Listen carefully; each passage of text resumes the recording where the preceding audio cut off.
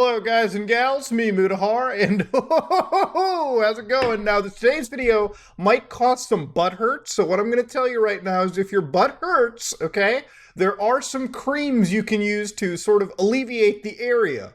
I'm talking about cell phones today, okay? And like politics, people care a lot about their cell phone brand. Android versus iOS, mine's better. At the end of the day, if all you can do is browse Reddit, you check your emails, open up the internet and make a call, dude, that stuff is amazing to me. That is perfect. That's all I need. I'm not buying a phone to play Candy Crush or COD Mobile or any of that nonsense. I'm just using a phone for what it's meant to be used for. Now, to start off with, okay, currently, I unfortunately at the moment am an iOS user.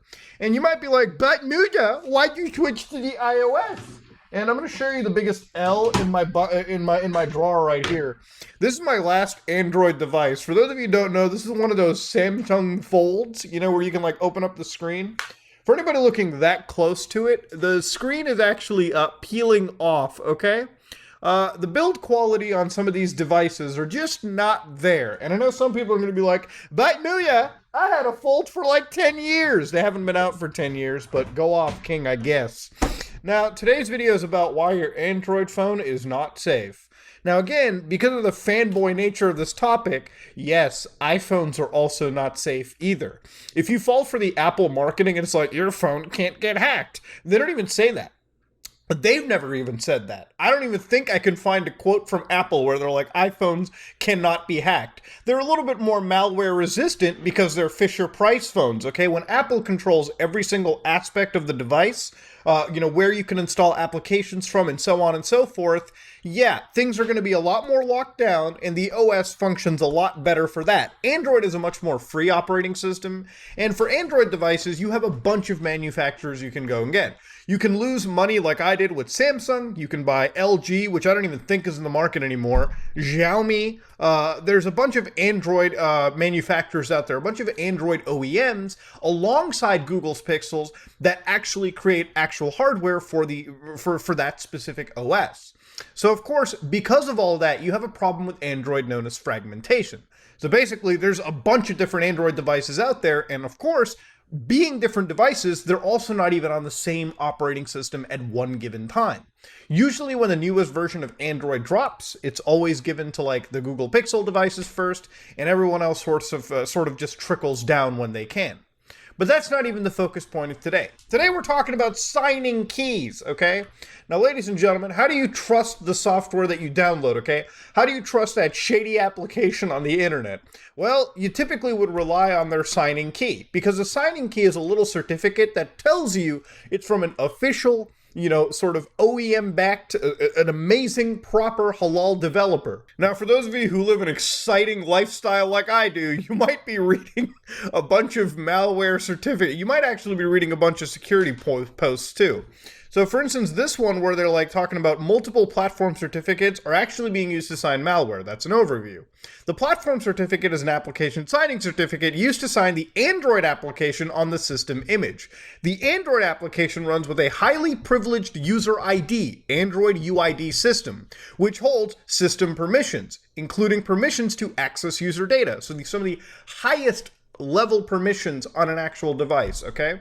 Now, when you have any application signed with the same certificate, they can declare they want to run with that same user ID, giving it access to the Android operating system. Again, if your application is totally legitimate, like let's say that it's an application, again, made directly by Samsung, made directly by Google to reach the innards of your device, that is a legitimate application. When you've downloaded some scam or malware application with those same levels of access, that's a bad scenario. So what does this actually mean in this scenario? Okay, so for instance, if you actually look up one of these IDs that have been used to sign, one of the instances is this actual APK, all right? So this APK was created, it was uploaded on the 6th of December, so this literal month, okay? Literally today, if anything. So what happened with this application is if you go actually down to it, all right, if you actually scroll down, first off, it's completely filled with actual malware. But second of all, if you look at the signing certification, it comes directly from Samsung, Suwon City, South Korea, okay? So again, to the average eye, to the average person, and to the Android operating system, if it hasn't been updated or mitigated, it's going to look at this shady application as totally okay and fair game because in its size, and even the person who's installing it, if they're not, key to look into it, they might actually be like, if Samsung is signing it, then clearly there's nothing wrong that can go on. Hell, they made my phone. How could whatever they've signed be wrong? At the end of the day, Samsung did not sign it. Their keys were leaked. So hackers are using their official keys to sign their shitty malware and infect your system. Now, this doesn't have to necessarily relegate itself to anything just on the Google Play Store. It could really just be from any actual store out there. If you're downloading an APK off the internet, well, that's also on you to make sure whatever you're downloading is completely legitimate. But it kind of sucks to see one certificate being used that could actually be somebody's one single point of assuming that this application is totally legitimate and I'm not going to be hacked, and that alone will cause them to be hacked. You get what I mean? If somebody just uses this as the one thing that tells them, I'm going to be relatively safe. Well, A, you're putting yourself at a lot of risk. Now, from what I understand with Android, basically Android isolates the applications basically by giving them a unique user ID, right? So effectively what will happen is in the application sandbox, each user ID can only really state, to them. They can only really be part of their own little sandbox. But of course, apps that are signed with that same key, all right, which is, that key that's been floating around, it allows them to access basically every other group's data, all right? Now, of course, you can imagine that if you have a key that can allow you to access your OEM's application or something deeper into your system, that's bad.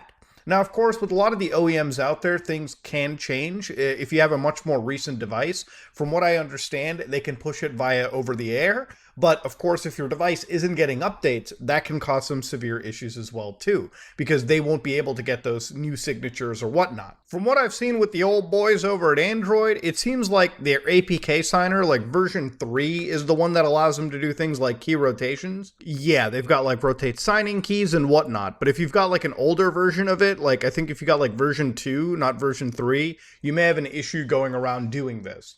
Look, point is, we're getting into a bunch of different topics.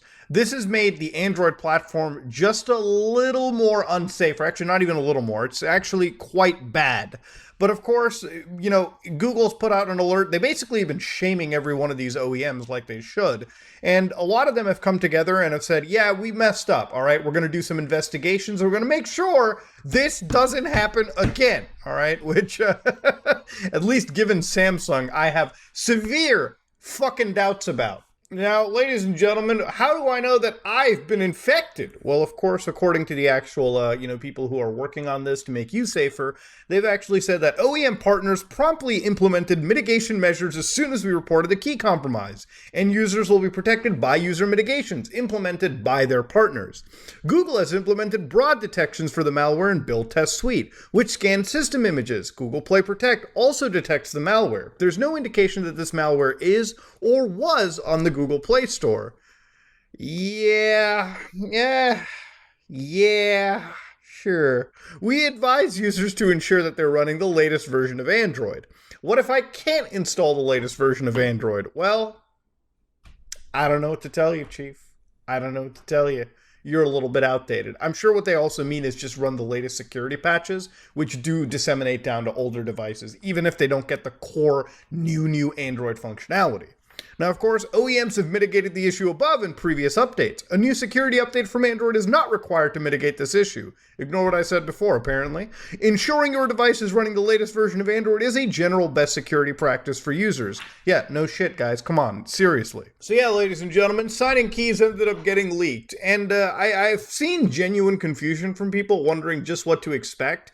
And generally, I've explained it to the best of my ability. All right, with these signing keys, the ability to mask yourself and hide amongst genuine applications is a threat that you can see. And of course, given some of the privilege escalation that some of these programs can have because of these certifications and keys, can be a bit of a problem, as you can imagine. But honestly, the best you can do is just audit your applications, make sure you're updated to the latest version, and hopefully you will just be safe. If not, there are other cell phones that you can get too. There are flip phones that certain people out in the world are using. Flip phones, burners, whatever you want to call them. Honestly, they last a long time, and they're so dumb that they don't come with the ability to install some wild software. So you can stick with that if you're worried about being tracked. I mean, you'll still be tracked that way. But if you're worried about shady applications stealing your personal data, well, dumb phones are a thing. The other option is buying a Linux phone, which is something that I might do. Something like the Librem 5, if you will. Or I believe there's also the Pine phone. I've realized that in my time with smartphones, I don't play a lot of games